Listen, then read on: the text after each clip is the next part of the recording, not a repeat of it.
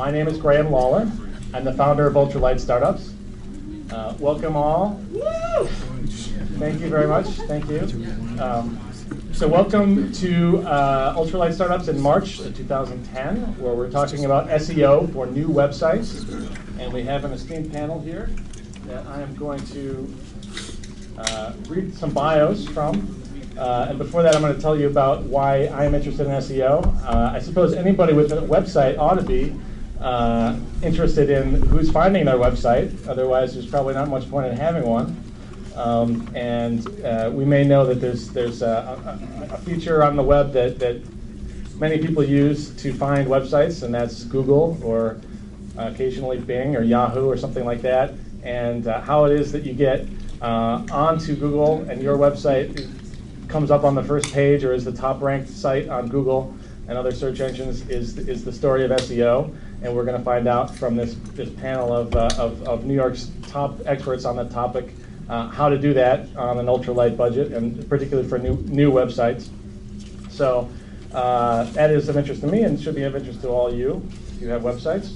So Seth Dotterer is Senior Director of Marketing at Conductor Inc., a leading provider of SEO measurement and optimization technologies. Seth has helped companies from startups to the Fortune 100 on their marketing strategies and utilizing technologies and metrics to increase sales and profitability.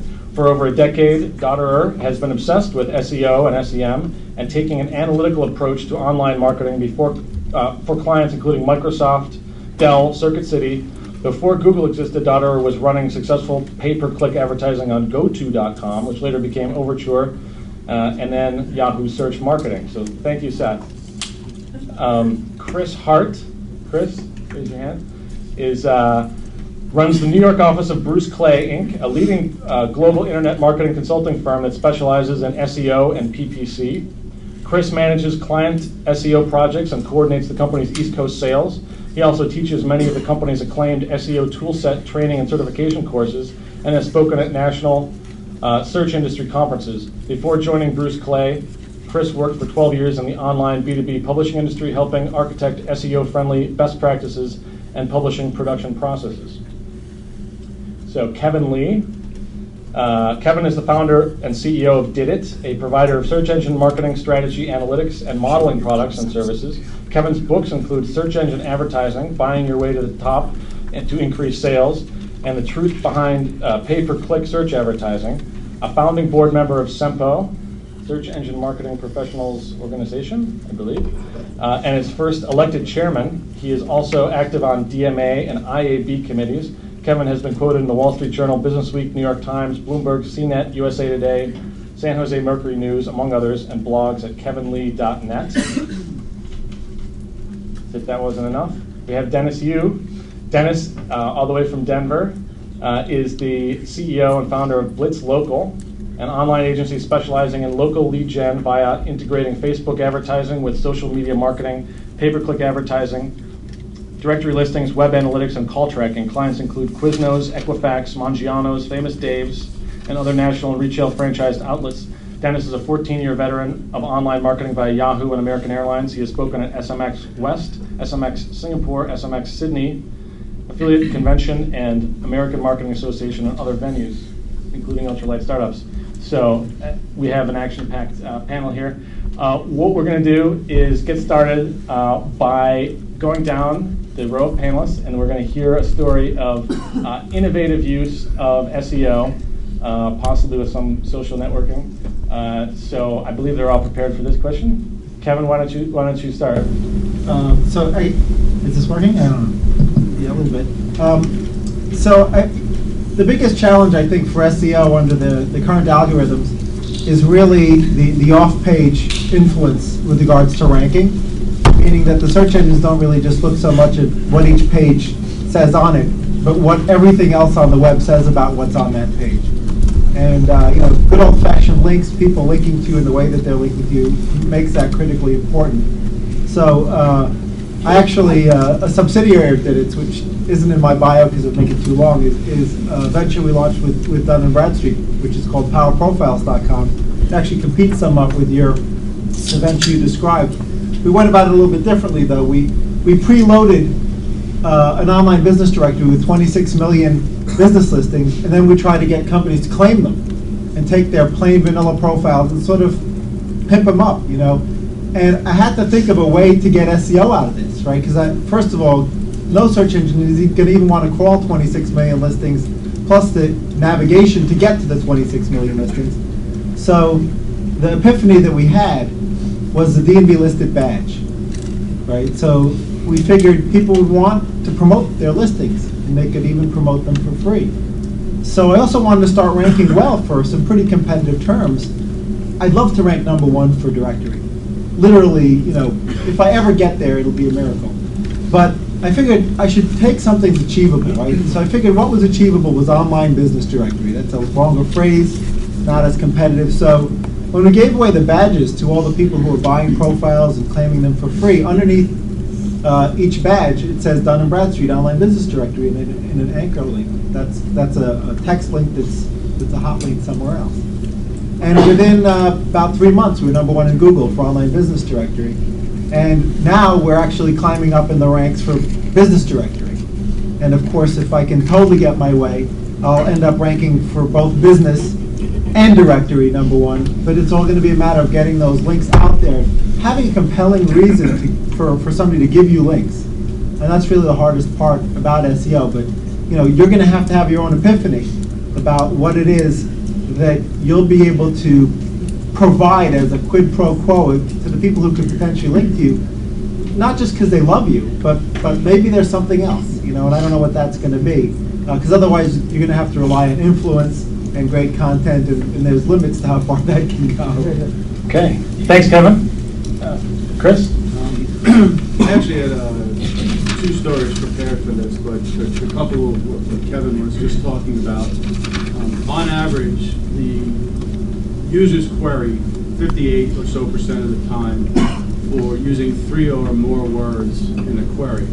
And Hitwise just released a study showing that the largest segment of query size was the 5 or 6 word queries, mostly because they include that audience demographic, persona, behavior associated with it. It isn't just security, it's internet encryption security. And a lot of startups want to come in and say, I want to rank well for directory. But with Kevin's directive, what he's doing is he's starting to rank well for terms that are inclusive of directory with that group, and then he's chewing his way into eventually ranking for business and directory as he's built up all this accreditation with links and content and associations with other off-site elements. Trying to rank for a specific one-word term is very competitive. We had a client, and this is one of the stories I prepared. Disclaimer.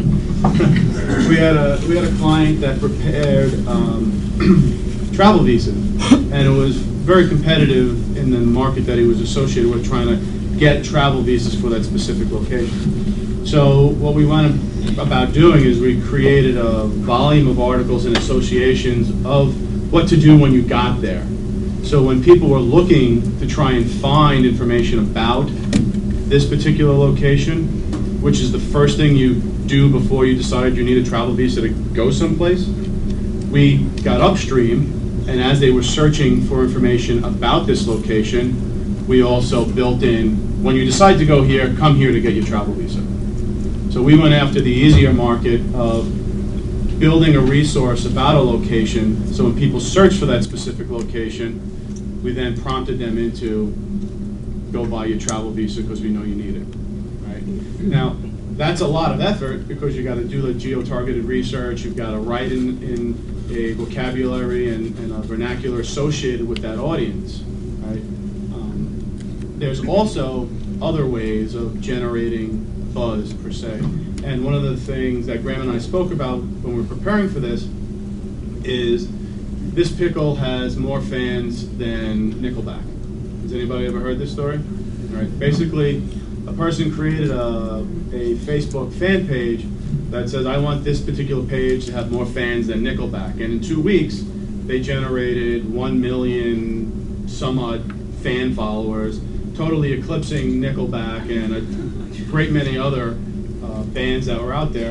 And now this person's getting a lot of buzz in the industry, and she's probably gonna, if she was smart, parlay that into redirection of that information and connect it to something associated with it.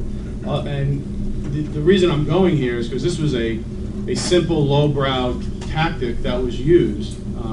Another one that was out there was, this waffle has more fans than Glenn Beck, right? So you don't have to always think about, I need to seat myself in a hugely expensive marketing plan. You just need to do it properly and wise. And I'm not saying that SEO or online marketing is cheap. It has its costs and it's expensive if you want it done correctly. But know there are ways of bending that curve. Great. Thanks very much. Seth? So I love the opportunity to talk to startups because I think startups have an opportunity that large organizations just don't have in SEO. Unlike other online marketing, none of you in here are going to be probably having a Super Bowl ad this year, although I'm certain that many of you will next year. But you don't have those opportunities of scale, but you have the opportunities to really be much more nimble in the Fortune 500 and the Global 1000 companies when it comes specifically to succeeding in natural search.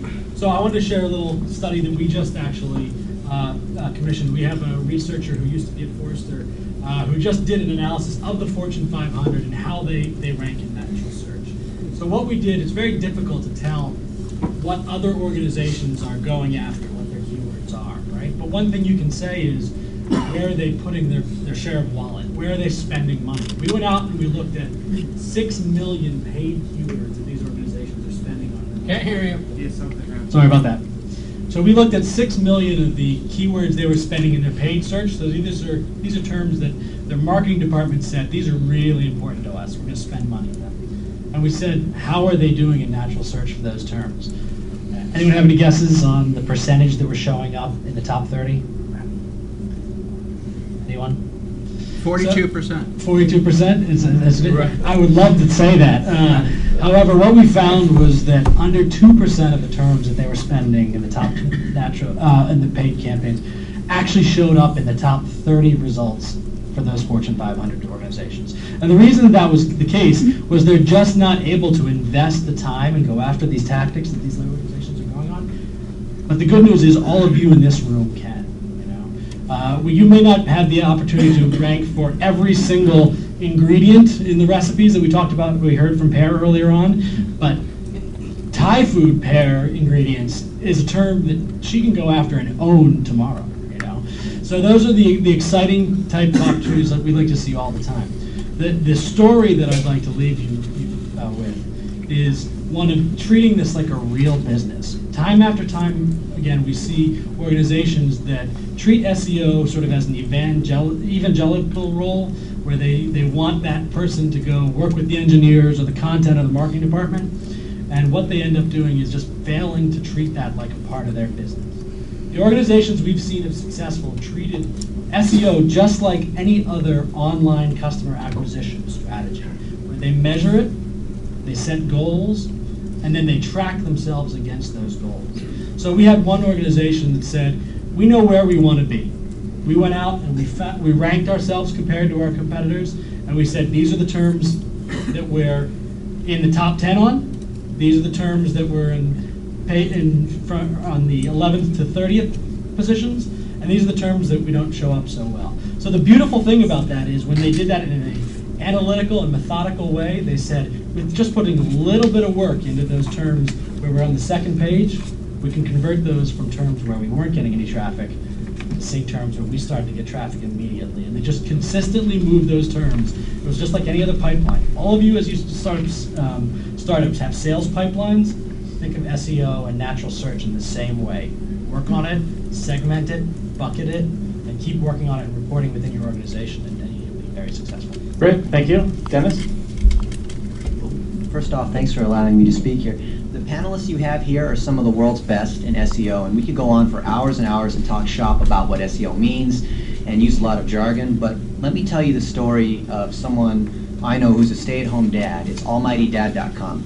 Knows nothing about programming, no money, no knowledge of what even SEO necessarily stands for, and I think that symbolizes what it's like to be a startup. You see, the guys here, we consult for a lot of big brands and startups too, but if you're a big brand, you've already got a lot of traffic, right? If you're Chili's, people are typing in Chili's. If you're WWE, people are just typing that stuff in. There's a lot of direct navigational traffic. If you are coming up with Thai food or your directory for green startups or whatever it is, and there isn't really search demand, a lot of people don't realize that with search engines, someone had to type in that keyword first in order for there to be results that are shown. So if you're starting from a brand new site, you don't have a lot of inbound links, you don't have a lot of publicity, you don't have the existing momentum of a brand, what do you need to do? So with Almighty Dad, this guy, he started out 9 months ago. Remember, he doesn't have any money, he quit his job because he wanted to be a full-time blogger, and he put up a simple WordPress site. And he started publishing every day. And he said things that were provocative.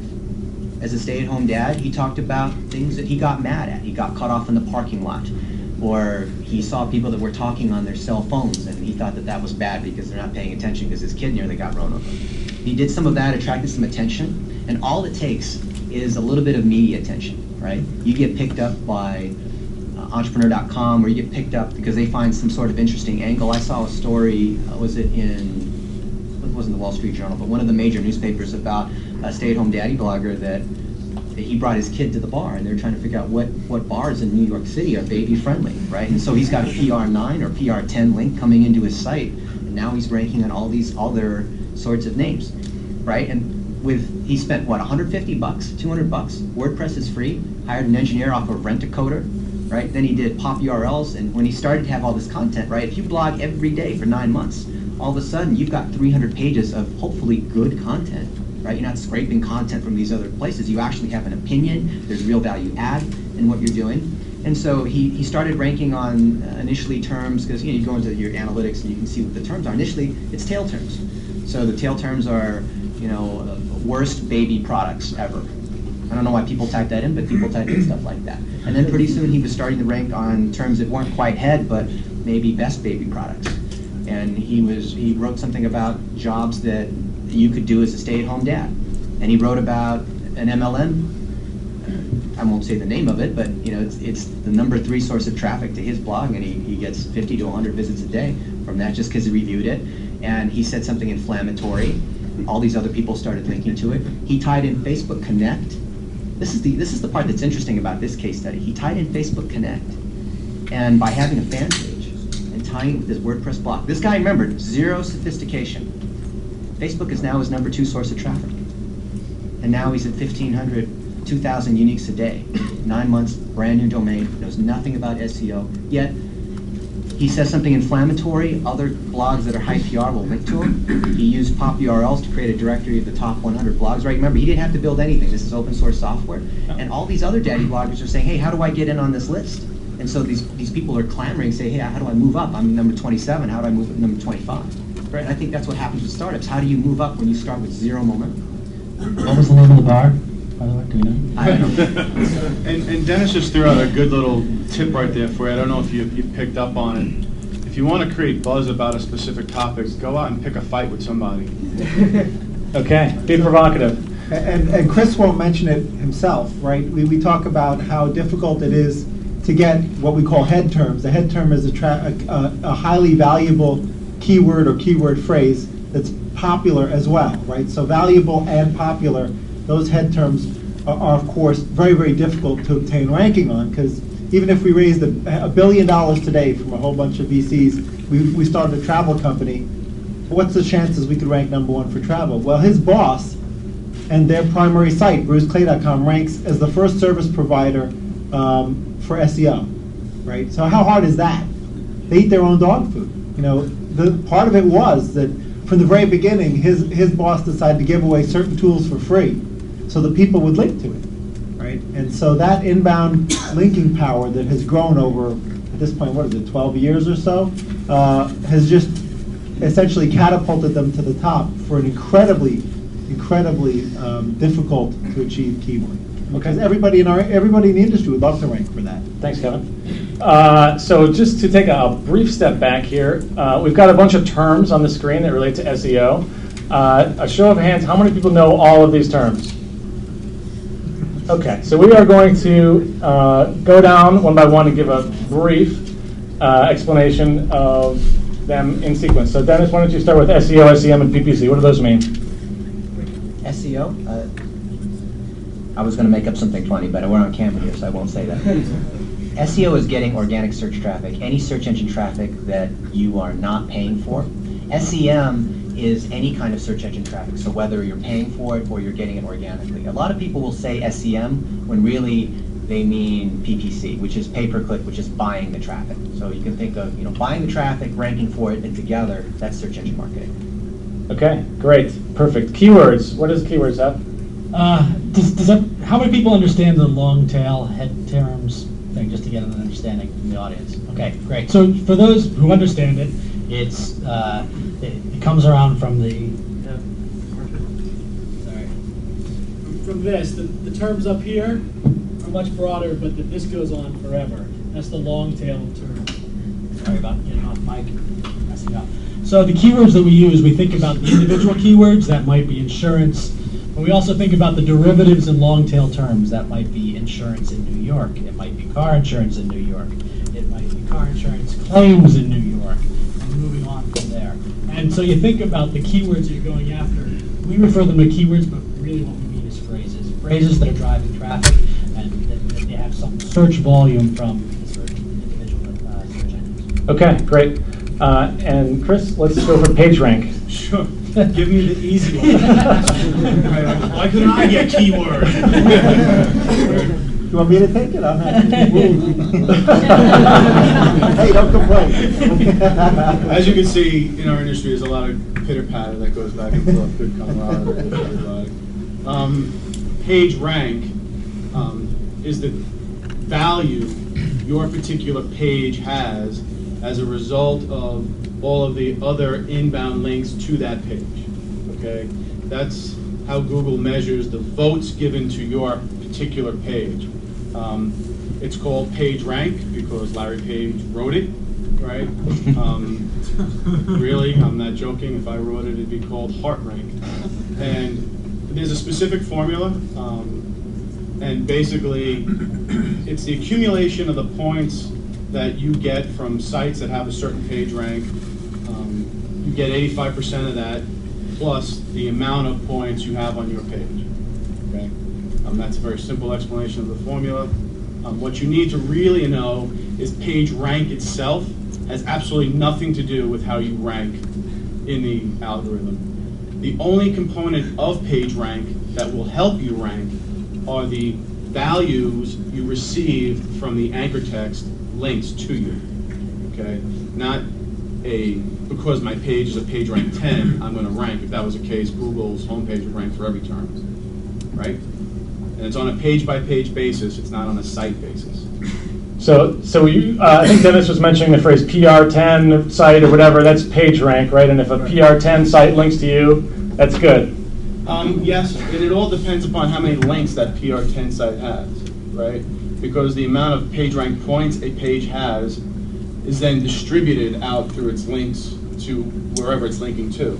So if there's 1,000 links on that particular page, each link will be transferring less value than if there was just 10 links on a PR10 page. Great, excellent. Okay. The only other thing I would add to that, which is sort of important to understand, is that if you happen to look at the PageRank, and we talk about it from essentially a 0 to 10 scale, that scale is logarithmic. Right. So it's sort of like the Richter scale, and for those of you who've been in earthquakes of various magnitudes, and they seem to be quite topical these days, you understand that when it goes up by 1, that's 10 times as strong. So when you see PageRank being discussed, the PageRank of 3 compared to a PageRank of 6, huge difference, because each time it goes up by 1, it's a logarithmic increment. Just to also jump in there, though, I love this. PageRank. PageRank, right. I would caution everybody about getting hung up on that. Don't obsess over it. If you get a link from a site that's relevant to your industry that may just be PageRank 4 or 3 or even nothing, right? We can debate that forever. That may be much more valuable than a link from a completely unrelated page that has this magical PageRank of 8, right? Don't get hung up on the toolbar. Don't get hung up on, on the number, because there's a difference between what shows up in that little bottom of your browser and what the reality is, and PageRank and relevance interact really, really well. So think about getting high quality links that are important to your business. Okay. Not just page ranks. Let's go off page and on page. What's the difference between that? Well, on page, it's the content you create. So it's the daddy blogger creating articles. It's the content on your site. If you've only got a one-page site and that's all your content, you're automatically limiting the things you could possibly rank for. And as you create more content, you expand the possibilities of things that you could rank for, all other things being equal. So you need to make sure that you're at least generating sufficient content so that you have a chance to rank for some of the keyword combinations that are in that content. Because if you haven't written the content, you're not in it, so you can't win it. Off-page elements really boil down to different ways in which other parts of the web ecosystem might link to your site and the pages of your site. And so a good example was in the earlier days of Google's algorithm, the anchor text could actually override what the on-page factors were. And so there was something that used to go on in the industry which is called Google bombing, which was you would decide that you wanted some particular page on some site to rank for something that's a joke. And so you would get together with a bunch of other people and you would create anchor links that have that phrase, and magically, a month or so later, that other page, even though that text didn't occur on the page at all at that point in time, you could get it to rank. So for a long, long time, if you, what was the phrase now? Miserable failure. If you typed in miserable failure into Google, the George W. Bush web bio page on whitehouse.gov would rank #1 in Google for that. Eventually, Google bombing got a little out of control because, for a while, John Kerry ranked #1 for waffle. It was a little bit crazy because, bloggers have a lot of weight that they can throw around in the form of these links. So just that's sort of illustrative of the fact that the links are very powerful. They've taken away the ability for you to override on-page factors with off-page anchor links now. You have to actually be synergistic in order to rank. Both Bing and Google use some form of anchor link ranking formulae. It's not important to worry about Yahoo. It'll be gone in 9 months to a year because of the pending integration that's going on there. So you really just primarily have to worry about Google and Bing. Okay.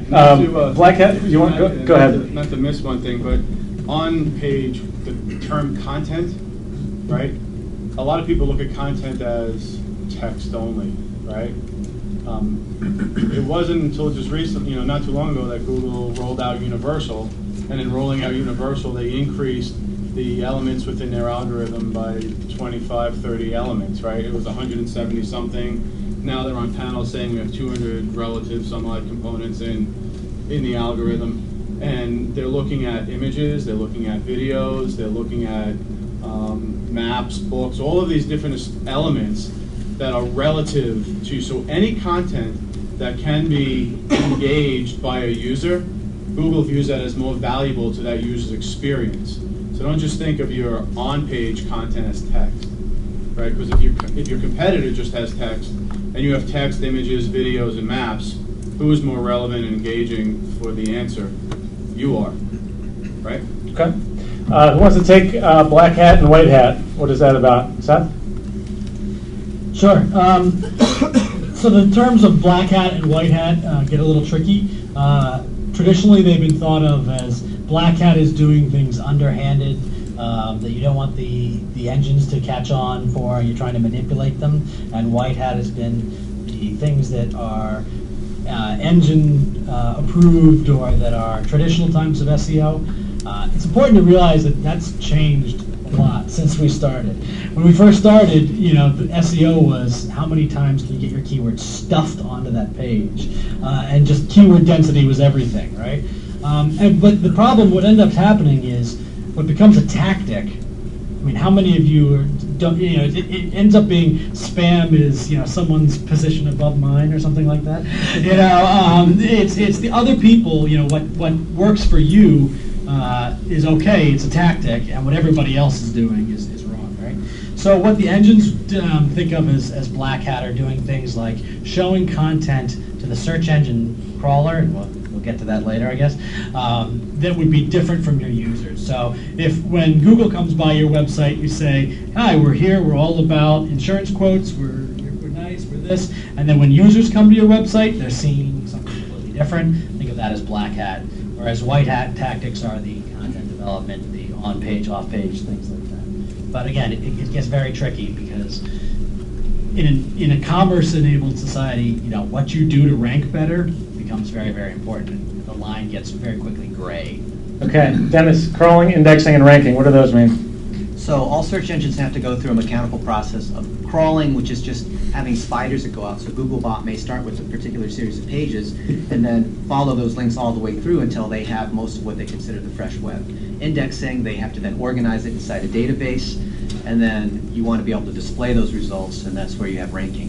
Now, for the purposes of this audience, I don't think anyone needs to worry about this except from the standpoint of maybe looking at your Google Webmaster Tools and see if you have crawl problems.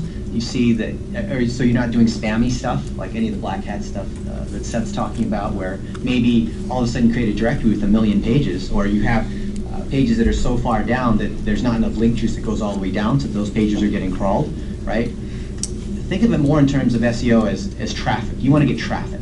So what if you have your pages crawled, they're indexed, now you're ranking on some 6-word term that only has 1 visit per year? That's not worth anything. You're thinking from the standpoint of what are keywords that are relevant, that are niche enough to what I'm doing, that I can actually rank for, that actually have value, and actually can drive me traffic. Okay.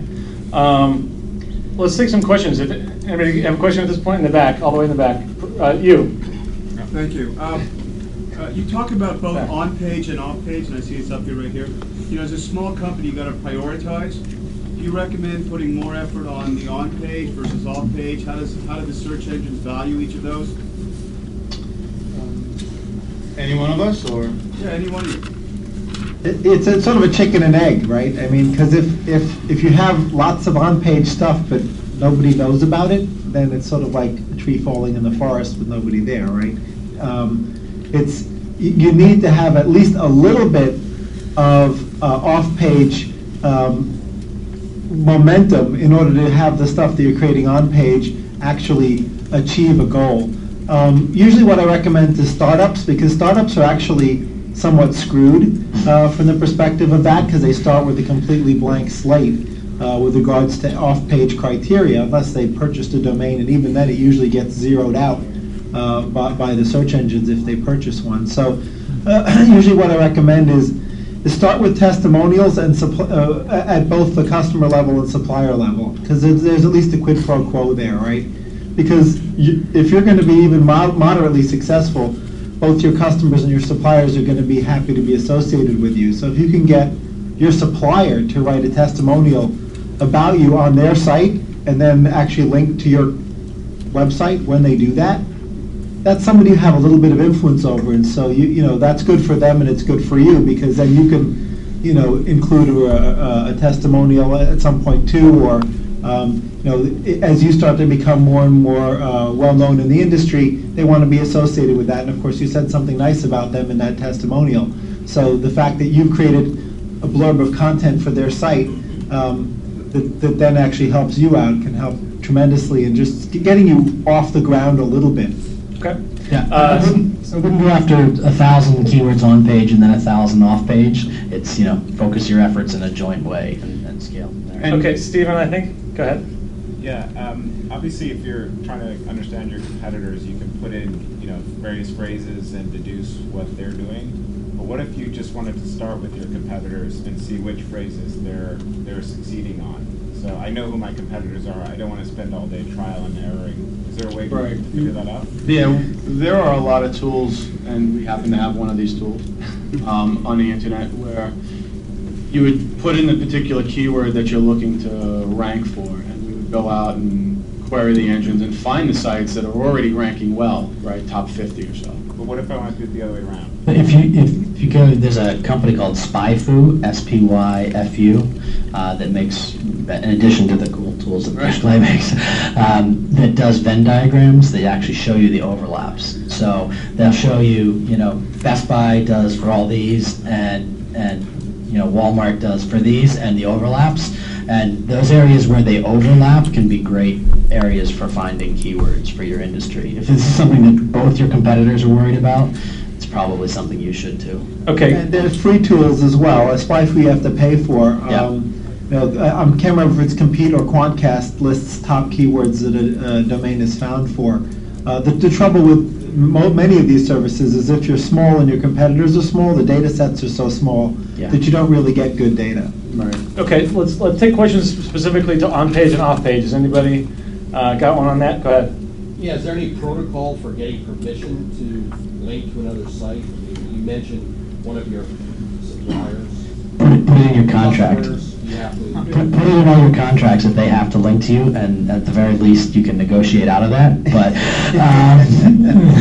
don't publish that on your site, though. That you have to link to me. Yeah, exactly right. Yeah, I'll get in trouble for that one. If you're a startup, you should ask for forgiveness, not permission. Yeah. So, Obviously, you can't control who links to you, right? There was some litigation around that, actually. I think it was Ticketmaster that was attempting to litigate people in order to require that they ask permission to link, which was just contrary to everything that the web stood for at the time, and still somewhat contrary to everything the web stands for. I mean, if I like a resource, and I'm a blogger or I'm a webmaster, the idea is for me to link to it, and that's the whole reason that Larry Page came up with the PageRank algorithm, because it's essentially a proxy voting system, right? The more people that link to something, that's essentially a vote for that particular Okay, page. all the way in the back corner. Yeah, can you explain those, open page tactics?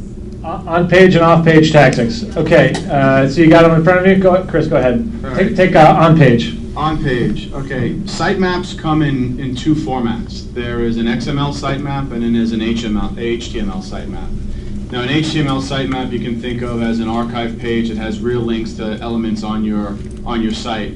That particular page transfers PageRank value.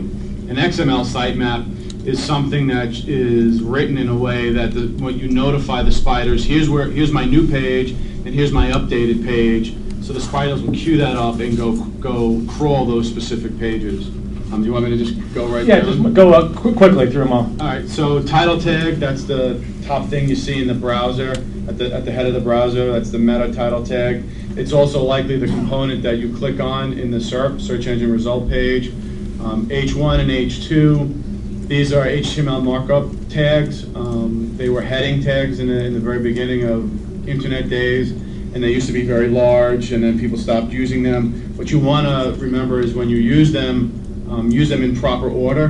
H1 should come before an H2, before an H3, and you can control them using scale to limit and flash or CSS, so it looks nicer for your particular page, but you still get the opportunity to use those particular tags. Metadata, that's your description. Meta is information about information. So you have your meta description, your keywords tag, you can have a meta robots tag. You can make up your own meta tags for your own sites and your users. It's a way of containing information, and the important tags for you to really use would be your description and your keywords tag. And your URL, Universal Resource Locator, that's your address, your URL. Think of your URL as your street address for your house. This is how the engine knows where you exist. I'm going to keep going through them all. Yeah, so these are all together on a line. Page title, H1, H2, meta, URL, because if you want to rank for a word, that word should appear in all of those, I guess, right? That's the theory? Rule of thumb, if your page is about a term, use that term throughout your page, right? Don't just use it in one location. You want to use it through what's called linear distribution in as many locations throughout the page as possible. Okay, let's go, Kevin, then take the rest of that. On the on-page? Yeah. Alt tags are just ways of tagging an image so that both a search engine and a visually impaired person will know what that image is about. So it's just a descriptor for that image. If you have your images turned off, you'd also see that. And when you roll over with many browsers, you'll see that. It helps to describe what's on the page as well as what's in the image. Manual submission to search engines, it's pretty archaic. I mean, at this point, the search engines are going to find you one way or the other. I've had sites that have never been touched, never been manually submitted anywhere that all the search engines find, because all you need is one person linking to you and you're going to be submitted. So it's somewhat archaic to think of manual submission. It can be done, though.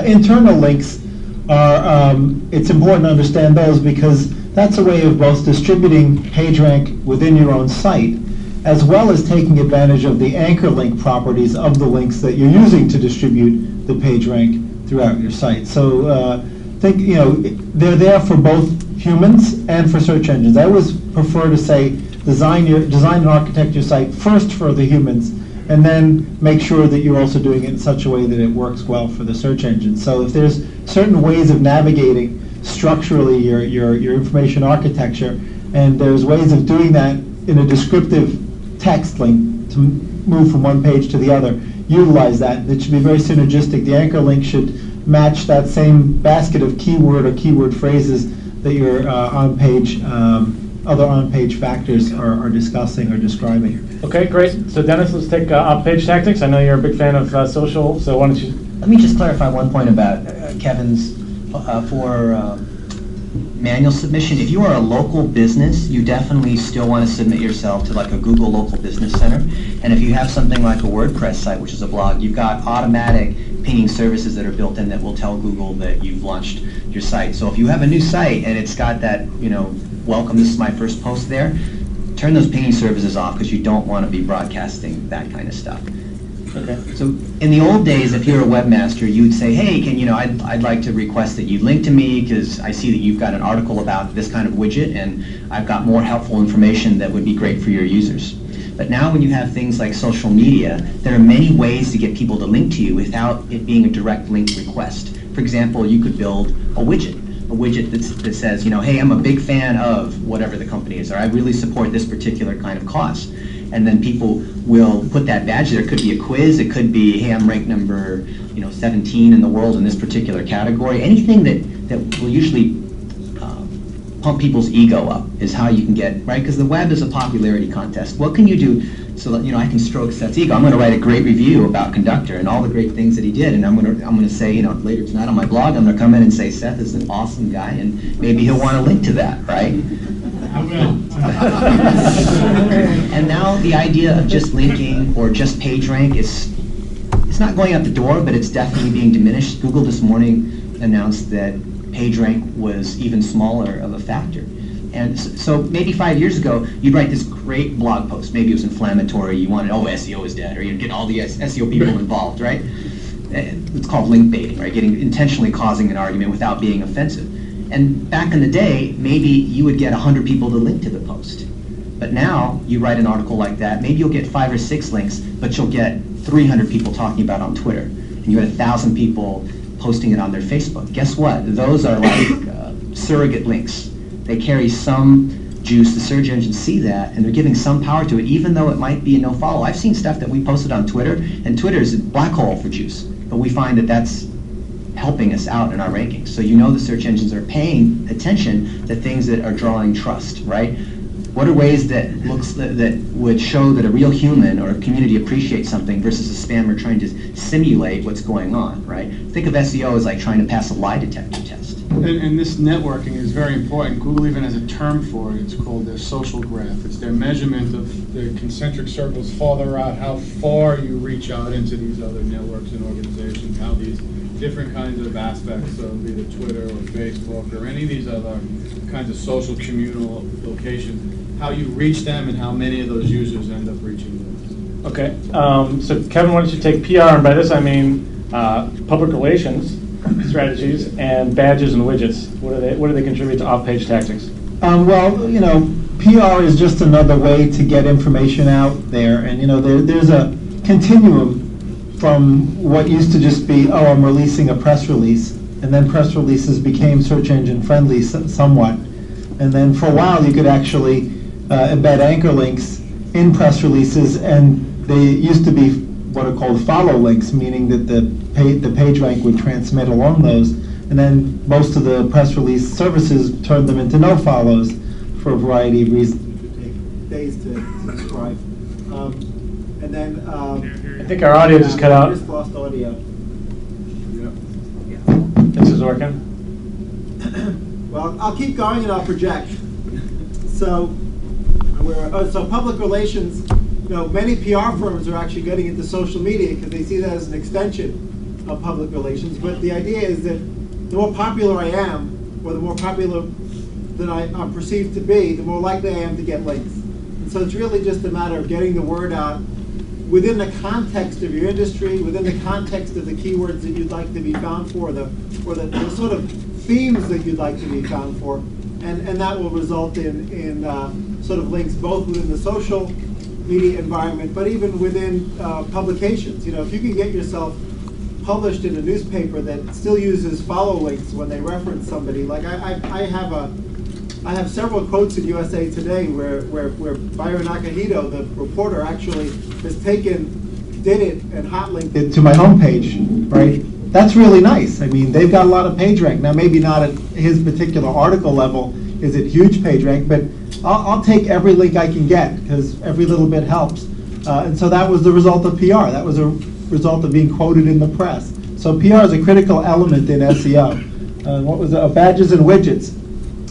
Actually in my introductory story, I talked about a badge that people wanted to include on their pages to say they're D&B listed, and part of that was link juice was transmitted by the badge itself, and then there was also link juice associated with anchor text, which we gave as an optional element of that badge, and the majority of people used the badge in its entirety, and so we got a tremendous amount of links. I think we're well over 12,000 links as a result of these badges.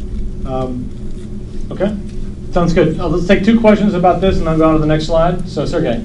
Can you go into details about differences between pages and widgets and specific technology, like JavaScript Ajax stuff that doesn't get you juice or whatever you expect? Very good question. One I've researched myself. Go ahead. Anybody? Well, that's like a huge debate in the industry right now, which is it all the Web 2.0 Ajax stuff that's executed JavaScript or other sort of action type script is typically not executed by the search engine robots when they get to the page. They've started executing JavaScript now in an attempt to sort of uncover links that might be embedded in a JavaScript. It can get in the way from the perspective of internal linking if your navigation is JavaScript, but it also basically eliminates benefit from many widgets that are built purely in a web services application that runs in iframes or is otherwise sort of divorced from the underlying HTML. Yeah. So the industry is trying to solve it because they do recognize that that's sort of eliminating those votes that might occur as a result of a widget or gadget or other Web 2.0 technology. It's something that really Google and Bing are going to have to solve. Okay, Edgar. If you have a portfolio of sites with one as a primary, is it better to use keyword domain names and have them point directly to that main site, or make a microsite and then use that to go to a certain area within your main site? Are they different content or same content on different sites? Same content, but different specifics within an industry or a topic. So, this gets where, any it's like safe harbor, right? Any statement I say may or may not be applicable to you, but think about your resources that you're dividing across multiple sites as dividing every single link that you build, every single internal link, every link that links to one of those sites, as dividing it by however many times you have to do for those multiple sites. So again, I don't want to say without knowing specifically what you're up to, but be careful about splitting your authority across multiple sites and subdomains and all sorts of other things. Okay, I feel we have to continue on. I love the fact that there's so many questions, and I encourage all of our panelists have promised that they're going to show up for several drinks at Pershing Square tonight, so they'll take all of those questions over there. And I will link to anyone who buys me a drink. It's a well-known secret that at search engine marketing trade shows, the best information is given out at the bar. Okay. Not in the section. Okay. So Black hat information. Black hat info. That's the only place you'll get. So SEO strategy. This is a brief slide. I'm trying to kind of guide people through how they should be approaching SEO. Can I take that one? Absolutely. There's a SEO maturity cycle, like a sheet that we put out there in the front. And there's also, if anyone else wants this and didn't get a copy of it, hand me a business card or something like that, and I'll send it to you. But you have to think of your SEO strategy as a growth that moves along with your business. You may in the beginning have not a dedicated resource. You may not be able to say this is someone who's working on SEO full time, or how much time am I going to spend on that, but you need to make that in a measured and planned growth methodology with that. So you really have to say, am I going to go out there and go after those head terms? Is my goal to rank for 2 terms that are really going to make my business? Or is my goal to go out there and find 500 terms that I'll be able to get a little bit of traffic from each, or that I'll be able to send into an affiliate, or whatever my business plan is? And make sure you do that up front, and you measure the goals that you're gonna reach to get there. Way too often we see people who don't have metrics other than traffic in their SEO piece, and they always fail. Because unlike PPC, when you can invest a little bit and then the next morning you see whether it was successful or not, in SEO, you invest and you get a little spike in the beginning, and then you invest and you invest and you invest and you invest and you invest and you invest, and then it pays off down the road. And if you're not measuring your progress along those way with specific metrics, you're going to give up right before you hit the promised land. We've seen that over and over and over again. So find a strategy and measure against that. It's really, really critical that you do that, so that you can scale, so that you can budget against it, so that you can provide resources. It's not just an SEO person. You can talk to this how many times you've given recommendations, and then they don't have any budget to implement that, or they can't change their CMS system. Or flip it around. I can tell you, and I work with some large clients, very corporate 500 level, corporate 100 level clients. And many times I'll get that request from an executive who's seen something in a glossy magazine and says, I need that.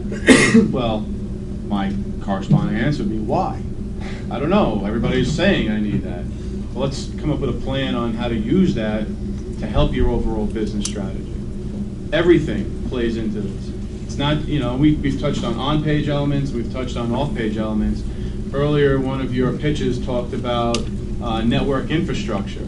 That's a huge component. Your ability to serve your website in a timely manner where users don't bounce before it takes too long. The speed component for your page to load is becoming more of a component within the algorithm, or how people are dealing with it, when you're generating relevance, right? So the last thing you want to do is generate a large bunch of traffic and all of a sudden have your site crash and give a horrible experience to all your users. So, you've got to think beyond just what my website is, what people are looking at, and what if all of a sudden you got 50 million orders? Is your merchandising department capable of fulfilling that? Or let's say something goes out and now all of a sudden you have customer service requests on how to assemble something. Have you planned for that properly, or is there a dead end over there giving your client or your user a bad experience? Okay. You have to think further. So keyword research is something that's coming up a lot here, and also in my research for this panel. I'm still not entirely clear myself on what the objectives are. What decisions is that driving? I mean, there's a million different free tools and paid tools for keyword research. What am I trying to decide on when I do keyword research? There are 3 aspects of keywords that really make a difference to you. Number 1 is, how valuable is that keyword to your business? And a keyword that might be valuable to your business is completely different for yours, and paid spend is a great way to see that. You can test before you have long-term SEO. You can say, drive traffic to my site using paid, even if that's not a long-term strategy of yours, just to see how many people bounce, how many people check out, how many acquisitions do I get. And then, so that's the first one, is how valuable is it? The second is, how many people search for that? Right? Is it searched 10 times a month, a million times a month? And the third piece is, how close are you? Right? What's your proximity, and what's the effort going to be required? And you can use those 3 metrics to just completely segment and put buckets around your entire keyword universe, and then go attack that. Okay, Corey had a question? No, Corey has withdrawn his question. Anybody else at this point? Go ahead, Summer. Well, what's the effect of URL shorteners on, like, Bitly when you're linking from Twitter back to your website? Question is about URL shorteners. nothing. Because Twitter and all these other social networks, most of them don't follow those links, so they're not transferring any equity. And the URL only plays into the component in the algorithm if the URL is used as the clickable anchor text and a keyword that is associated with the page you're linking to is within that URL structure. Right. That said, you should probably use your own URL shortener anyway. There's scripts that can do that, so why put it in the hands of a bit.ly, which that link may go down when you can control it yourself. There's better branding. There is, whether 301s or not is the technical, piece, whether it moves to that piece. There are services you can do with that, but again, you should think of that as you may use that, and if you have a good following, then someone who reads your following is going to click on that link, visit your site, and they might link to you from Okay, your blog. So what would you recommend to a lot of these startups who are coming up with products and services that don't exist already? So when you're doing your keyword research, there's no volume. What do you say to them? It's funny, we had this conversation outside. So if you have a new product that there's no demand, for example, we have one client and they sell a medical device that solves an interesting problem, but no one's ever going to type that search in. So what you can do, I think what's it called, Barnacle SEO, like Matt McGee says, something like that. Find a brand that's very similar. Find a problem that you're solving, and what are the keywords that people will use to describe that problem, and try to make yourself a name so that you can become. I'll give you an example. So WWE is a client of ours. So before there was that kind of entertainment wrestling, not real wrestling, right? There was Olympic wrestling, but then they created a whole new category. So if you're creating a whole new category, how can you do that? Because people aren't searching your brand name. You have to find things that are very similar. And you have got to those same kinds of users. And you have a demand generation challenge in your marketing department anyway, right? So you're going to have to create that demand, and you're going to do it by attacking adjacent verticals, writing content that might be related to something else, and then trying to rank for that, and then use that as a mechanism to get people to your site on those adjacent verticals, get them into your email campaigns, get them into your other marketing methods that you have. Like, SEO doesn't stop when they come and visit your site and then you're magically done, right? It's a marketing problem. You not have an to SEO take problem. it over from there. But I would attack the adjacent verticals. Okay. Look at the words, the domain Google, the word didn't exist before they made it, right? And before Amazon came out as a bookstore, it was a river most people never went and visited. Okay.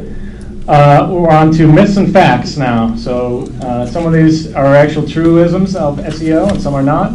Dennis, why don't you explain what duplicate content is? There's been a lot of, so people will say, well, if you copy someone else's web page and they have higher authority, then Google's going to say, well, these two web pages are the same, and which one is the real and which one's the fake? But in our experience, there's tons and tons of duplicate content that you're not really going to get penalized for. Say, for example, e-commerce sites, where they have the manufacturer's description on a particular product. That stuff is copied over hundreds and hundreds of times. So you want to think more about creating unique content that's valuable from a user standpoint, as opposed to I'm worried. Like it's a big deal, like if you're a major news site and you have archives and things like that. But if you're a startup and you only got a few hundred pages, I wouldn't really worry too much about duplicate content. Okay. And if you put your link to your own website in your content, then you love the people who steal your content, because they're all linking back to you. So if you find that people are taking your RSS feed and they're aggregating it, and you're like, don't get upset. Just start putting links to your website in your content, and then you'll be generating free content. Okay, Kevin, what is a link sharing network, and is that something we want to be involved with? Well, I mean, link sharing networks come in lots of flavors, but essentially they're based on this kind of quid pro quo where you link to them and they link to you, or there are some where they're not really a link sharing network, they're really just link farms, where basically you're buying links or otherwise procuring links just en masse.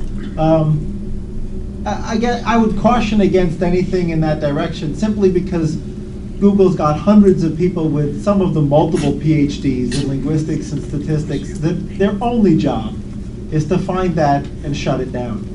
And usually, in the beginning, all they would do is shut down any positive that you might get from it. But now, some people in the industry believe that they may actually give you demerit points for that.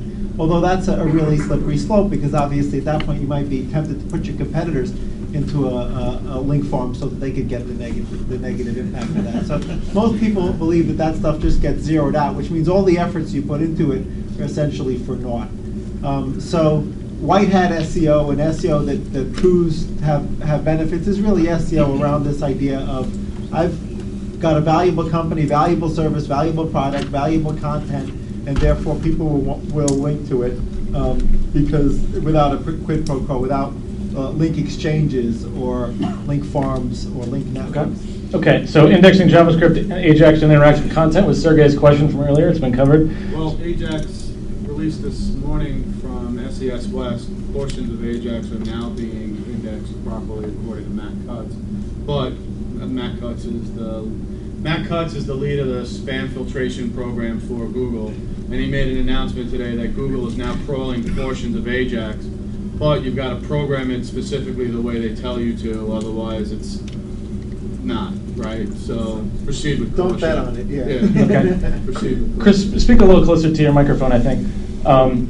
You can just pull it forward if you want. Site speed is a ranking factor. Is that true or not? Dennis? Google said that it was a couple months ago, and it makes sense because the search engine's trying to decide what's good from a user experience standpoint. Right? Is it good content? Is it duplicated content? Is the site loading fast? Right? Is it real content? So certainly it would make sense. Now, we don't know what degree of weight it has, and when Google changes all the hundreds of different factors, even the particular engineers don't know what that is, so I wouldn't even worry too much about trying to re-engineer the black box. I just say create a great user experience, and guys like Matt Cutts will say that all day long. And you can log into your webmaster tools, and there's a how fast does Google see your site link right there. So if you haven't done that, set up your webmaster tools account and go check that in the lab section. All right, and we've got Google's going to announce the caffeine updates coming out soon. A large portion of that caffeine update is relative to speed and performance optimization. And Akamai released a report just recently that showed 35 to 43% of users on shopping sites will bounce if the page doesn't load before 2 seconds. So if you let your page load for 4 seconds, you're essentially throwing away half of your audience due to a bad experience. I will say, I clicked on all the pitches that we saw earlier. I sat in my office this morning and clicked on each one of them, and there's a huge disparity around the load time. Some of them are 1 second, and some of them were, I swear to God, over a minute. So if you are on that list, test your own site and make sure it's fast. Not just for SEO purposes, but you're going to lose a lot of users anyways. The Google Sandbox, I have to say that it was my understanding of the Google Sandbox, which largely drove the topic, the title of this session, which is SEO for new websites. And I thought that if you're a new website, Google penalizes you and says, you might be a spammer, so we're not going to rank you for a while, and you have to kind of wait it out. And is that a myth or a fact? It's a myth. It's a myth, okay. New sites don't get much traffic, but it's not because they're in an alternate index necessarily. They're getting a minus 100, because people talk about, oh, I got a minus 20 penalty, I got a minus 50 because I went from 10 to now position 60. Don't even worry about any of that kind of stuff.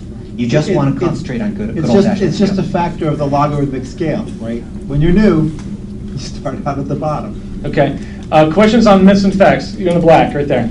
If you're auto-creating links like on a daily or weekly basis, does it matter that you're always updating the sitemap, or is there any sort of rule with how often you're creating pages or links on a daily basis? Pages. So if the pages are new content, then the value, then what's going to end up happening is you're going to see that Google starts coming back to that page that is the category page pretty often to find out what new content you have. It uses that as the hub on where it may go from, and you'll find that's a pretty valuable place to be from the linking perspective, to link to anything, because it's good content. If that content exists in other locations, then that becomes less compelling for Google to come back and check back on. But linked with a sitemap submission is I guess. Yeah. So the question is, again, if Google, you can see how often Google visits your site in Webmaster Tools, and when it sees good content, it starts coming back faster and faster and faster to get that. The sitemap lets you force feed them all the links. Here you go, and they're all at once. So Google doesn't have to crawl your website and find this new page that's buried at the bottom. But if you're auto-generating lots and lots of pages, you can do that. You can use sitemaps and choose a couple. Okay, in the white, right here. Sites like Compete and Alexa and things like that. I mean, I have my own Google Analytics. I know how many visitors and page views I'm getting. I understand some of the grayness there, but one is the like compare my site to another site where I don't know the details of it. I know mine's like a quarter of what it really is on the site like that. Is it relative? Like, are other sites that are maybe the same as me? I mean, is it relatively accurate? It's usually directionally accurate, right? So in other words, they're usually very wrong, but they're very wrong equally, except in the instance where you're comparing B2B and B2C audiences, right? Because they tend to be extremely underrepresented in the business side of things, right? So where you may be, let's say, 50% off on the consumer data, visits per month or whatever, it tends to get considerably higher than that in the B2B space. They're done by panel data, so maybe ComScore, for instance, has 1 out of every 300 they claim users in the United States on their panel where they're recording what sites are visiting. In the B2B world or in a small market, if you don't have anybody that's on your panel, you won't show up, and you'll see spikes as well. And you mentioned Alexa, right? For the longest time, Alexa had their component for IE, right? It was built into there as a toolbar component, but didn't have one for Firefox. And then Firefox came out and took a good market share. So if you just looked at your Alexa rating, and right, it looked like it was going down. It wasn't going down. Unless people were using it, more people were using Firefox. So don't just take one data point. You always want to try and find 2, 3, maybe 4 data points that push you in a direction or encircle a decision. Right? Don't just look at one thing and say, oh, that's my trend, because you'll go right off track. Okay, this is our last slide. So Dennis, I know, is a big fan of social media and how that impacts SEO, and has a number of stories about Facebook in particular. How does SEO and social media relate to each other? So there's the internet, and then there's Facebook. And you've seen stats where, if Facebook was a search engine, maybe they'd be number 2, or they're 25% of all page views. You see 400 million users, blah, blah, blah. I sat down with Alex Schultz, who runs online marketing for Facebook. He's also in charge of their SEO. And what he explained to me at lunch the other day was, Facebook is about ranking for people. So it's about the social graph. It's not pages that are voting for one another. It's people that are linking to one another. And so when you post something to your Facebook, to your page, or you put it in the feed and it shows up in other people's feeds and other people, hit like, that's another signal. You can think of that as a vote. And think of it as like a link, right? Because they're trying to figure out, so what he told me was interestingness squared and boring squared. So think about that. You may have, how many friends do you have on Facebook? Hundreds, right? I know Kevin's got like 4,000. He's got a lot, right? So maybe you've got 1,000 friends, and you've got the feed, which is the home page. How is Facebook possibly going to decide what to show? They're not going to show everything. It'd just be too much, even though they broke it into 2 feeds. So what they do is they look for signals on things that might be interesting, and they promote that. And that's where you get this viral multiplying effect. That's the interestingness squared. Things that suck, where you post something, no one comments on it. And has anyone here made a Facebook fan page? So if you made a Facebook fan page, you've seen the post quality score on the left side, right? When you're looking at your insights, that is going to be akin to Google's quality score. It's going to be Facebook's quality score. They're going to use that in their advertising. You can imagine, right? The quality score for PPC, Facebook has PPC. It does almost 1 million annualized. It's amazing. So think about the kind of signal you're going to send. If something sucks, it's just going to get buried among thousands of things that are happening. So how do you use Facebook to increase your SEO, your ranking? In the same way you do it on the traditional web, except you're doing it through people. You want to get people's attention. Say something inflammatory maybe, right? And get people to friend it. And now we don't follow what I'm saying here, but I'll just tell you something that we did as an experiment. We created an auto-like tool on Facebook. So, using Facebook Connect, which uses OAuth, you could log in, you could see here's all your fan pages and here's all your friends, and we would choose different friends that we would auto-like at a certain frequency. This script would run every hour, and we'd auto-like people. And we found that would throw people right up into the suggestion box in the upper right, where the ads are, but there's a box for suggest. We suggested this is interesting content, because Facebook's trying to decide what it was. Because we figured out 6 months ago, and it's not quite as true anymore, because I think they saw, because I showed Facebook what we were doing there, and they slapped us. But think about it, right? If we've got Went right to the police. We got 50 people in our company, all of them using the auto-like tool, and it's auto-liking everything. Facebook doesn't, until recently, they're not de-weighting all the, so, you know, if I like 200 things a day versus I like one thing a day, they ought to be able to de-weight that, right? But they're just starting to learn how to discern the social signal, to learn who your best friends really are, and what content you really like to see. And when you have those boxes, the content, you can hit the X, right? Just like in the ads, hit the X saying, I don't like this, because, you know, whatever. Hide this friend from my feed. Facebook doesn't provide that kind of feedback to you to say, you know, you might have 20,000 friends, 20,000 fans on your page, but you don't know how many of them really have blocked you. They're still working on the insights to be able to show who your most popular fans are instead of just seeing a list. So think about, and you saw how Facebook has moved search all the way over front and center, right? So you know they're gunning to be a search engine. Also, when I sat down with another member of Facebook, he told me whenever someone searches on someone's name, we want to rank #1 on that. We want to beat LinkedIn, or they're already there. You search your name, they're number 1, 2, or 3. But they want to be the dominant people search engine. They want to do the same thing for business. Think about the practices that you use for traditional SEO. How can you apply that to Facebook? Get more fan pages, user advertising, which draws more fans. Of course, that's why they set up their advertising, to give you a bump where you can become a fan, inline fanning, and things like that. Okay. So let's take a couple more questions, if there are any. No? Okay, all the way in the back. Yes, I always hear people using the term to build a site for SEO. I mean, is anything can be done as you're starting to build a new site? Yeah. Build a site for SEO? Yeah, when you're building a site, I mean, what are things you should think Well, think about. Right, okay. Take the word SEO and put it in a box and forget about it, and think about your digital distribution strategy. What you need to build a site properly so when it's spidered and found, or when you push out content, it reaches more people, right? SEO is the acronym for search engine optimization, right? Because that's what probably, I believe it was Bruce himself that coined the term all those years ago, and he reminds me about it, but anyway. But you can. It's you can do things like set up categories, right? Those hubs where you're going to have content rolling through, you can only optimize that page for a finite number of terms. Unlike, you know, a paid spend where you can point 10,000 terms at that page, you're only going to get the chance to do that for a couple. And specifically in the title tag and the URL and the H1 of that category page, that better be your most important term. And if down the road you can't split that into 2 sections, that's what you're going to come back and say, why didn't I do this in the beginning? So try and think down the road as much as possible, but don't get hung up on that. It's more about picking a flexible CMS system and things like that. Which okay, Stephen, one more question. Is what's good for Google good for Bing? Where's your market share? Now, I understand the numbers, but if you want to do a counter-programming strategy of some description, we talk only about Google. Is there a material difference with Bing?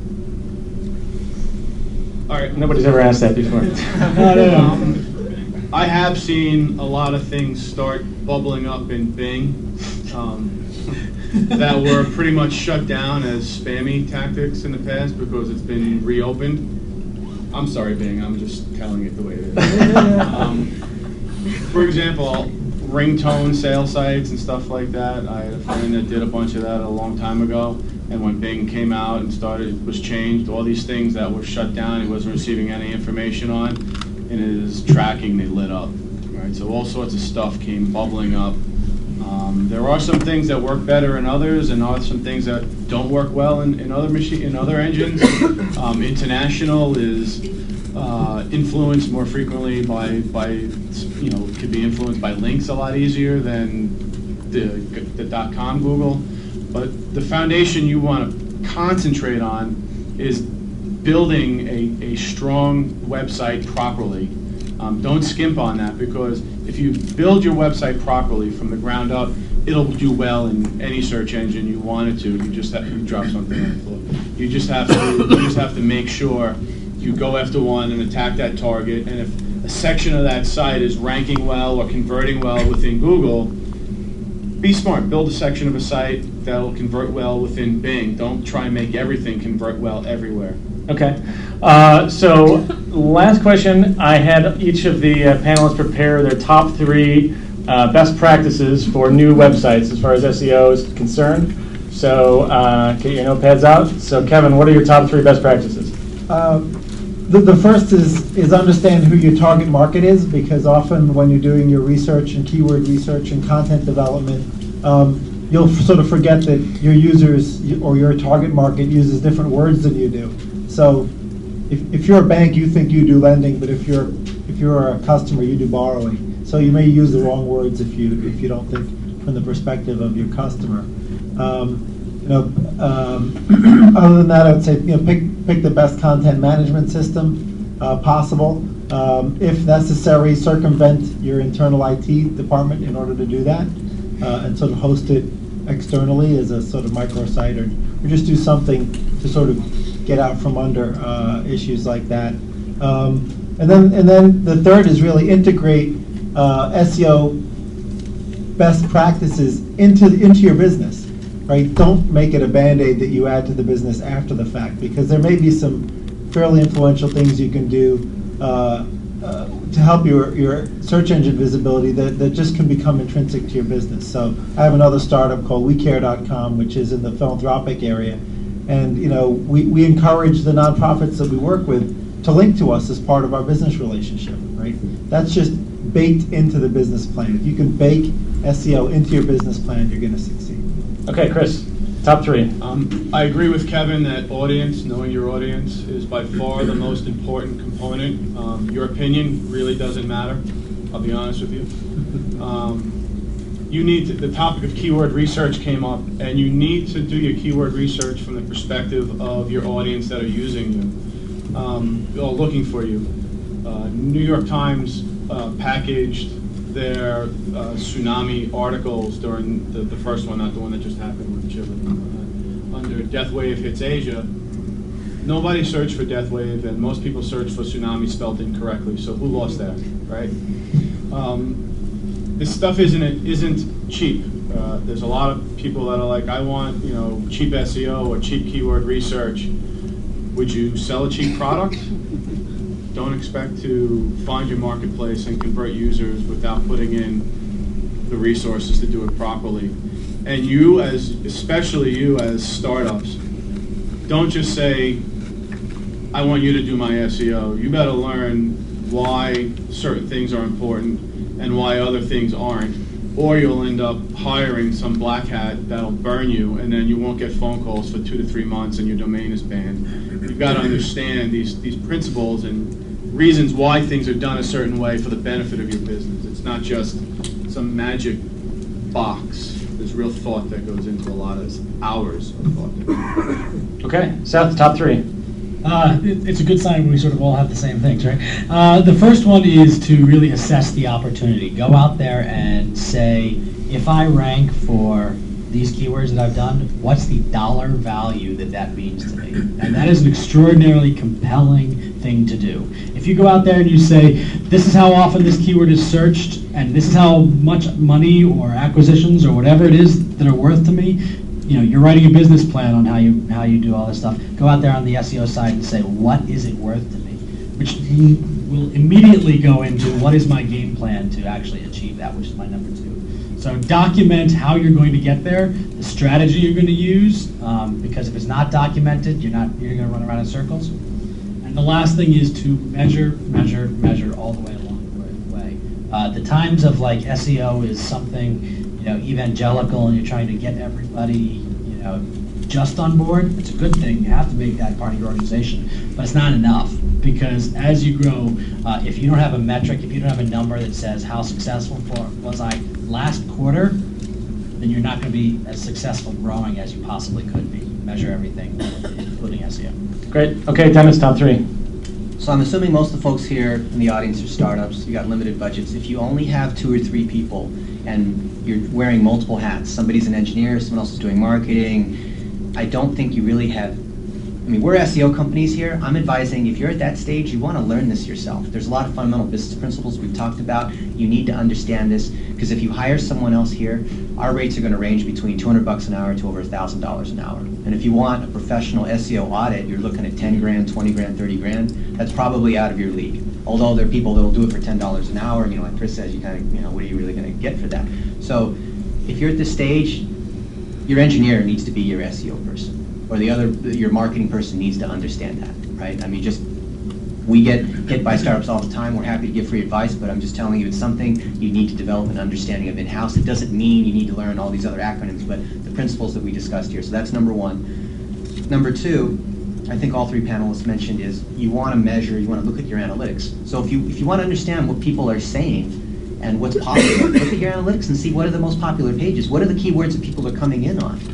And how long are they staying? Where are they getting a good experience? Whatever's good, do more of that. Do you know what that is, right? So we work with a nonprofit, and they have a campaign, and they do it every year, and it's women against violence against women. We want to petition Congress for abuse that happens against women.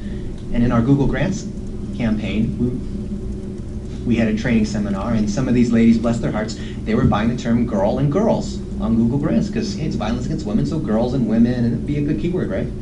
I'm not saying anything. But we looked at the bounce. This goes back to measure it. Look at the analytics. Boy, the bounce rate was 98%. Gee, I don't think people are getting what they want. So definitely look at that. And if you're doing PPC, look at what the other keywords are that people came in on. Close the loop, right? There's huge, your own data is your best source of keyword research. I'm not saying don't use tools. Yeah. Bruce Clay's got one of the best tools out there. I'd say SEO must too, but That's fine. definitely use, yeah. But to add to Dennis, right, how many people in this room have site search functionality on their site? How many of you are logging those queries? Right? Well, that's your users asking for exactly what they want when they're on your site. That's keyword research. Right? That's valuable keyword research. Okay, I think we're going to have to take this over to, yeah, do you want me to? Do you want to go? I mean, you know your audience better than I do, so if you think somebody's worthy and needs a $200 Bing credit and a book. Wow, I guess I should have been thinking about that. There are 4 books there. I think we Graham's should. going to keep one. I think it should definitely be given to the people that show up at Pershing Square. Because that we get extra points for that, and well, we'll see. Well, somewhere between here and there, we'll figure out what the other categories are. We can make it a Twitter contest. We can, yes. The most people that link to ultralight startups or PriceMap. We have the hashtag, right? So how many? There's the hashtag. How many?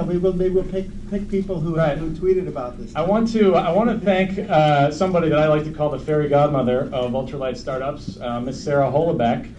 Who was on our first SEO panel probably 15 months ago when ultralight was like maybe 25% of this room, and it was a much more rinky-dink operation, and really gave us a lot of credibility, and left the room and then called a reporter at Business Week and had them do a lovely 2-page article on us, which added a lot more credibility. So Sarah's not here, but she did introduce me to basically everybody on this panel, and I thank her for that.